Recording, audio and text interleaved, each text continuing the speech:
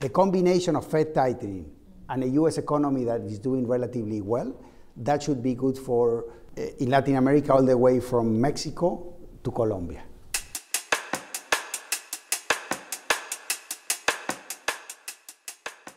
We should be seeing growth in the range between 2 and 3% in the region. I mean, so coming back to those levels, but very hard to think in the near future that the region could be showing rates of growth of 4.5%, 5%.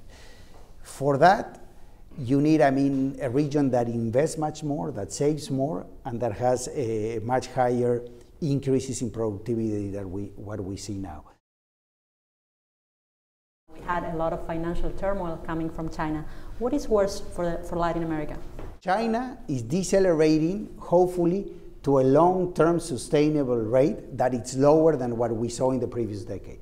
So it's going to remain there, and it will be the new normal situation that these economies will face. And therefore, you cannot count on a new commodity boom saving the region. And basically, you can count that maybe some of the adjustment in commodities that we're seeing now are exaggerated. It's an economy that it's imploding, and that the effects on its population are very, very dire. I mean, consumption has significantly contracted. Scarcity of primary products is at around 50%. It's very hard to envision a situation in which, with the current policies, you will not avoid default. Brazil is suffering from external factors, but obviously the deepness of the crisis reflects domestic conditions. I think the program put together by the second term government of the PT of Dilma Rousseff in terms of doing a fiscal consolidation that would happen in a period of time, monetary tightening, realignment of relative prices in the utility sector, etc., was the right one. But now I think the complication is the implementation of this program in an environment of political uncertainty.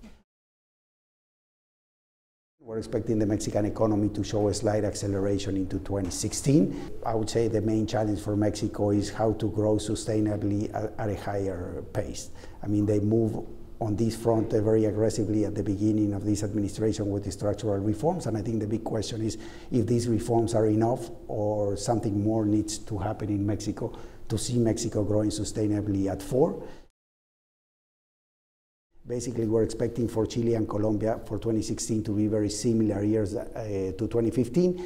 In Peru, we're expecting some increase in growth to, let's say, to a range around 3.5%, basically because of positive supply side effects. On 2015, they were also negatively affected by fisheries, etc. But more than that, in 2016, some important mining projects are coming into production. That they already came into production, some of them at the end of 2015, and that is going to help, obviously, the economy to pull through.